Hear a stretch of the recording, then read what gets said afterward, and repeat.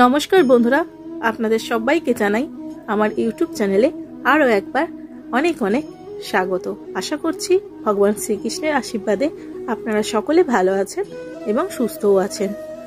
বন্ধুরা, আজকের এই ভিডিওতে স্বামীজির বলা এমন কিছু কিছু কথা আমি আপনাদের সাথে শেয়ার করে নেব, যেটা শুনলে আমাদের বিভিন্ন পরিস্থিতিতে মোকাবিলা করার শক্তি যোগাবে আর আপনার জীবনে সকল সমস্যার সমাধান করবে এই মূল্যবান উপদেশগুলো।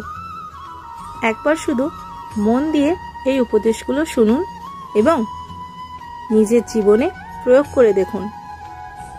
দেখবেন জীবনে যতই সমস্যা আসুক না কেন, যতই বাধা আসুক না কেন, যতই দুঃখ কষ্ট আসুক না কেন, আপনি এই সব কিছুকে পেছনে ফেলে এগিয়ে যেতে পারবেন।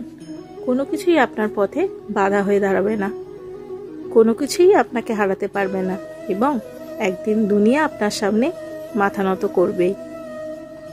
তাই বন্ধুরা, অতি অবশ্যই ভিডিওটা মন দিয়ে শেষ অবধি শুনুন এবং ভিডিওটা শুনে যদি আপনার ভালো লাগে তাহলে অবশ্যই ভিডিওটাকে একটা লাইক করুন, কারণ আপনাদের একটা লাইক আমাকে আরও উৎসাহিত করে এই রকম ভিডিও আপনাদের জন্য নিয়ে আসার জন্য।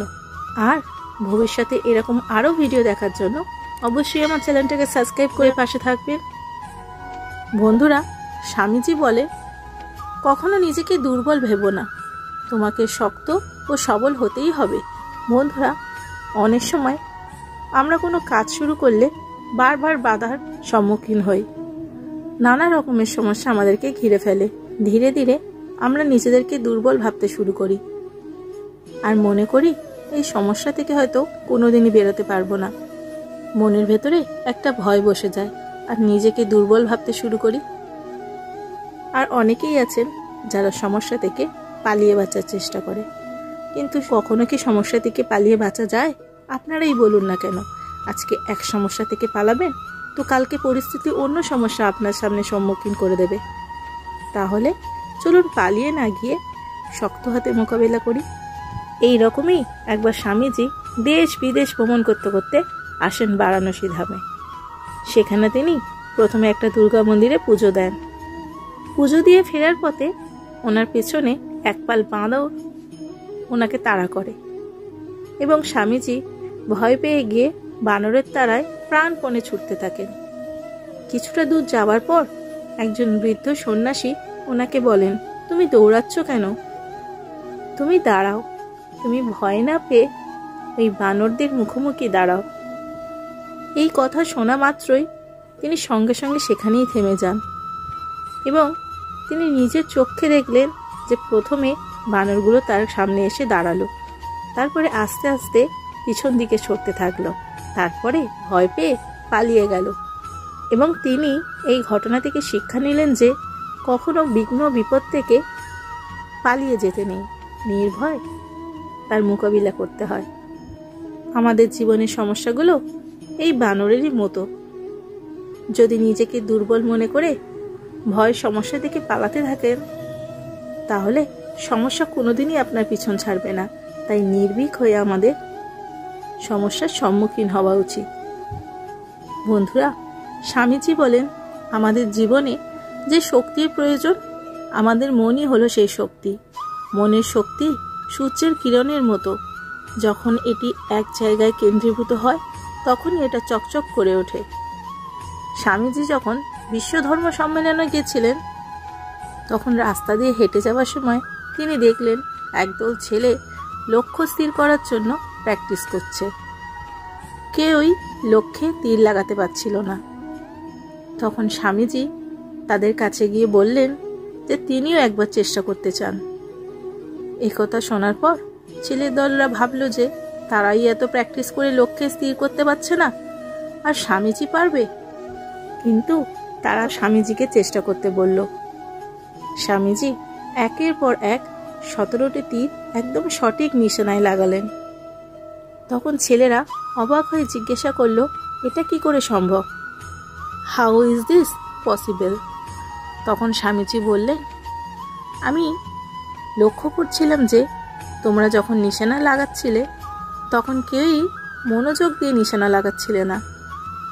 তাই বন্ধুরা, যখনই কোনো কাজ করবেন সেই কাজের ওপরে একদম মনোযোগ সহকারে সেই কাজটি করতে হবে।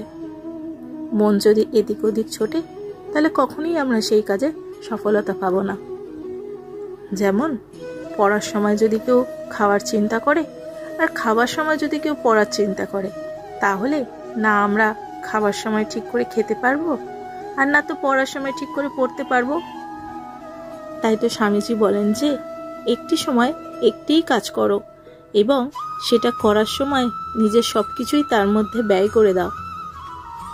আমরা কোনো কাজ শুরু করলে বা কিছু করার চেষ্টা করলে অনেক মানুষ আছে যারা নানান রকমের কথা বলে, পিছনে হাসাহাসি করে, সমালোচনা করে আমাদের ডিমোটিভেট করার চেষ্টা করে।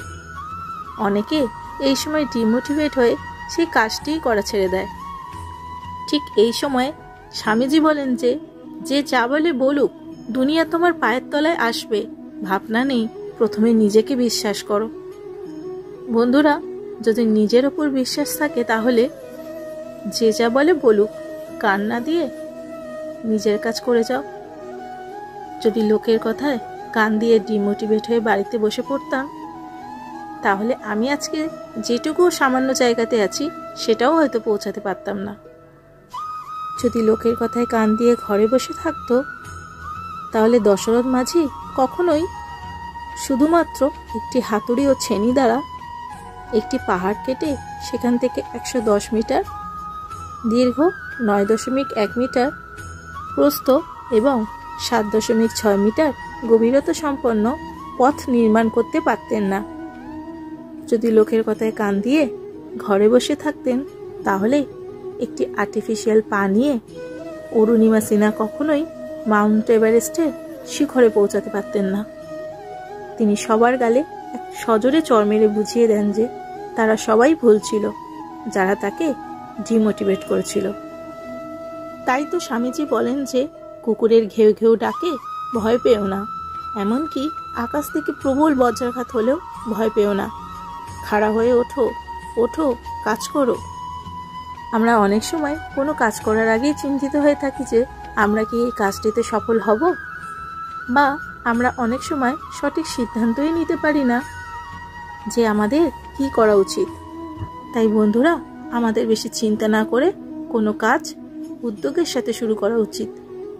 বাকি সব নিজের থেকেই হয়ে যাবে, কিন্তু চিন্তাই করতে থাকলে কখনোই আমরা লক্ষ্য পূরণ করতে পারবো না। বন্ধুরা, স্বামীজি বলেন যে অন্য কারোর জন্য অপেক্ষা করো না, তুমি যা করতে পারো সেটা করো, কিন্তু অন্যের ওপর আশা করো না। বন্ধুরা, এখানে স্বামীজি বলতে চেয়েছেন যে আমাদের সবসময় নিজের ওপর বিশ্বাস ও ভরসা রাখা উচিত।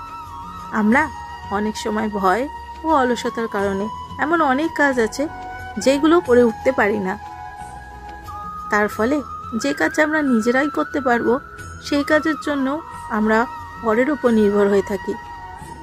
স্বামীজি বলেন, have faith in yourself, all power is in you, be conscious and bring it out. বলো আমি সব করতে পারি, প্রবল বিশ্বাসী বড় বড় কার্যের জনক।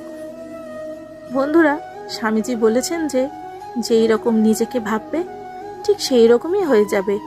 যদি তুমি নিজেকে দুর্বল হিসেবে বিবেচনা করো, তাহলে তুমি দুর্বল হয়ে যাবে, আর যদি নিজেকে শক্তিশালী মনে করো, তাহলে শক্তিশালী হয়ে উঠবে। তাই আমাদের কখনোই নিজেদেরকে দুর্বল ভাবা উচিত নয়। যদি আমরা নিজেরাই নিজেদেরকে দুর্বল বলে মনে করি, তাহলে অন্যরা তো আমাদেরকে দুর্বল ভাববেই। তারাও আমাদের এই দুর্বলতার সুযোগ নেবে, ছোট করবে আমাদেরকে। তখন আমাদের কথায় আর কেউ গুরুত্ব দেবে না, আমাদেরকে আরো বেশি করে অপমান করবে। তাই নিজের ভেতর থেকে দুর্বলতাকে দূরে সরাতেই হবে। স্বামীজি বলেন, আমরা যাকে পাপ বলি, দুঃখ বলি, তার একটি মাত্র কারণ হলো আমাদের দুর্বলতা। দুর্বলতার সঙ্গে অজ্ঞান আসে, অজ্ঞানের সাথে আসে দুঃখ। স্বামীজি আরো বলেন যে নিরাশ হয়ো না, স্মরণ রেখো ভগবান গীতায় বলেছেন, কর্মে তোমার অধিকার, ফলে নয়। দৃঢ়ভাবে কাজ করিয়ে যাও, অবিচলিত ও অধ্যবসায়ের হও এবং প্রভুর ওপর বিশ্বাস রাখো। বন্ধুরা, আমরা অনেক সময় কোনো কাজে ব্যর্থ হলে মানসিকভাবে ভেঙে পড়ি, কি করব বুঝে উঠতে পারি না। তাই স্বামীজি এই উক্তিটি করে আমাদের বোঝাতে চেয়েছেন যে যেটার ওপর আমাদের নিয়ন্ত্রণই নেই সেটা নিয়ে ভাবার কোনো কারণই হয় না। কারণ কোনো কর্মের পর ব্যর্থতা আসবে না সফলতা আসবে সেটা আমাদের নিয়ন্ত্রণে নেই, কিন্তু যেটা নিয়ন্ত্রণে আছে সেটা হলো কর্ম। তাই কখনো ব্যর্থ হলে ভেঙে পড়া উচিত নয়। ব্যর্থ হলে নতুন করে উদ্যোগ নিয়ে আমাদের আবার কর্মে নিযুক্ত হওয়া উচিত এবং ঈশ্বরের ওপর বিশ্বাস রেখে অবিচলিত মনে আমাদের কাজ করে যাওয়া উচিত। কারণ সবসময় মনে রাখবেন, ব্যর্থতার পর সফলতা আসতে বাধ্য। স্বামীজি বলেন যে কখনো না বলো না, কখনো বলো না আমি পারি না, ওরূপ কখনোই হতে পারে না। কারণ তুমি অনন্ত স্বরূপ, তোমার স্বরূপের তুলনায় দেশ কালও কিচ্ছু নয়। তোমার যা ইচ্ছা তুমি তাই করতে পারো, তুমি সর্বশক্তিমান। আমরা হয়তো অনেক সময় কোনো কঠিন কাজ দেখলে বা কোনো কঠিন পরিস্থিতিতে পড়লে আমরা ভয় বা চেষ্টা না করেই বলে দিই যে আমার দ্বারা এটা করা সম্ভব নয়, I can not do this. কিন্তু না বলার আগে একবার ভেবে দেখুন যে এটা কি 22 বছর ধরে পাহাড় কেটে রাস্তা তৈরি করার থেকেও কঠিন? একটি আর্টিফিশিয়াল পা নিয়ে মাউন্ট এভারেস্ট চড়ার পক্ষে তার থেকেও কি কঠিন? তাহলে প্রশ্ন হলো যে আমরা কেন পারবো না বলি? আমরা পারবো না বলি তার কারণ হলো আমাদের নিজেদের ওপরেই নিজেদের বিশ্বাস নেই। তাই স্বামীজি বলেন যে বিশ্বাস বিশ্বাস বিশ্বাস, নিজের ওপর বিশ্বাস, ঈশ্বরের ওপর বিশ্বাস, ইহাই উন্নতি লাভের একমাত্র উপায়। প্রবল বিশ্বাসই বড় বড় কার্যের জনক। স্বামীজি আরও বলেন যে মস্তিষ্ক ও মাংসপেশি সমানভাবে সুগঠিত ও পরিপুষ্ট হওয়া চাই। লোহার মতো শক্ত স্নায়ু ও তীক্ষ্ণ বুদ্ধি থাকলে সমগ্র জগৎ পদোন্নত হয়। বন্ধুরা, স্বামীজি এই কথাটি বলেছেন কারণ আমাদের জীবনে কিছু করতে হলে শরীর ও মস্তিষ্ক দুটোই সুগঠিত হওয়াটা খুবই প্রয়োজন। এই দুটির মধ্যে একটুও দুর্বল হলে আমরা কিন্তু ঠিক মতো কর্ম করতে পারবো না। তাই আমাদের সকলেরই নিয়মিত শরীরচর্চা করা খুবই প্রয়োজনীয়। স্বামীজি আরও বলেন যে কখনো বড় পরিকল্পনার হিসাব করো না, ধীরে ধীরে আগে শুরু করো, তোমার ভূমি নির্মাণ করো, তারপর ধীরে ধীরে এটিকে প্রসার করো। এটি তাদের জন্য খুবই গুরুত্বপূর্ণ উপদেশ যারা হয়তো শুরুতেই বড় কিছু করার চেষ্টা করে। কথায় আছে যে এক লাফে গাছে উঠতে যেও না, সেখান থেকে পড়ে গেলে হাত পা ভাঙার ভয় থাকে। তাই কোনো কাজ শুরু করার পর সর্বপ্রথম নিজের ভিত মজবুত করাটা কিন্তু অত্যন্ত প্রয়োজন। তারপর ধীরে ধীরে উপরে ওঠার চেষ্টা করতে হয়। যারা ব্যবসা শুরু করার কথা ভাবছো তারাও হয়তো প্রথমের দিকে কম লাভ রেখে ধীরে ধীরে ব্যবসাটাকে প্রসারিত করা উচিত। প্রথমেই বেশি লাভ করা উচিত নয়। একবারে বেশি খেতে গেলে গলায় আটকে যাওয়ার ভয় থাকে। বন্ধুরা, আশা করছি আজকের এই ভিডিওটি আপনাদের ভালো লেগেছে। ভালো লাগলে অসংখ্য ধন্যবাদ ভিডিওটি শেষ অবধি দেখার জন্য। তাহলে আজকের ভিডিও আমি এখানেই শেষ করছি। বন্ধুরা, সকলে খুব ভালো থাকবেন, সুস্থ থাকবেন আর আনন্দে থাকবেন। জয় শ্রীকৃষ্ণ। রাধে রাধে।